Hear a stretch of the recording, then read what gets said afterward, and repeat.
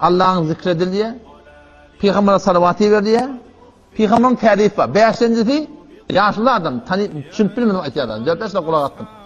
Ve her kim size şibiyasatı Kur'an'dan sabit, ve her kim ayetteki Mevlud Hani doğru dediği ve engar ki Kur'an doğru dediği ve yanlak, şu dinine çıkıyor dediktir.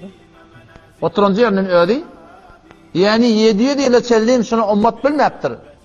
Mümkün yandı neden gitti ki, 1400 yıl ummat şunu bilmeyiptir.